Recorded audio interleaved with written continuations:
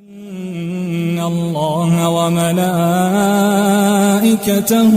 يصلون على النبي يا أيها الذين آمنوا صلوا عليه وسلموا تسليما. الأرقام لا تكذب. الأهلي يهيمن على أغلى لاعبي مصر، وأزمة الدولار تهدد الصفقات الكبرى.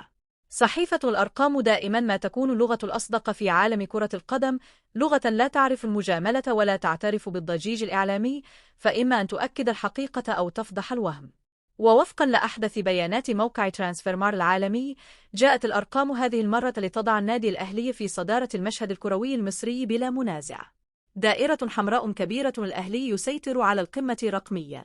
كشفت الإحصائيات أن أغلى وأفضل 4 لاعبين في مصر ينتمون جميعا إلى النادي الأهلي في سابقة تؤكد التفوق الإداري والفني خلال السنوات الأخيرة.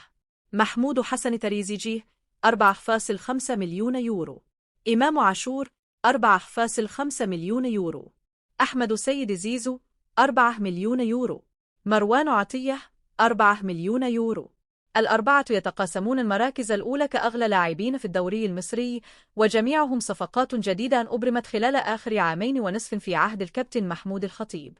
صفقات ناجحة في توقيت صعب. ما يلفت الانتباه أن هذه الصفقات لم تأتي من فراغ. مروان عطية قادم من الاتحاد السكندري، إمام عاشور من ميتلاند الدنماركي، تريزيجيه من طرابزون سوبور التركي، زيزو صفقة انتقال حر قادم من الزمالك. ورغم التحديات الاقتصادية، استطاع الأهلي أن يعزز صفوفه بأسماء أصبحت الأعمدة الأساسية للمنتخب المصري. مخطط بياني شريطي مقارنة صادمة مع المنافسين. بيراميدز لا يملك أي لاعب مصري يتجاوز 1.5 مليون يورو. الزمالك أغلى لاعب لا تتجاوز قيمته 1.8 مليون يورو مع أزمات تجديد وعقود. الفارق الرقمي يعكس فارقا واضحا في التخطيط والإدارة. ورقة دولار، أزمة الدولار العائق الحقيقي.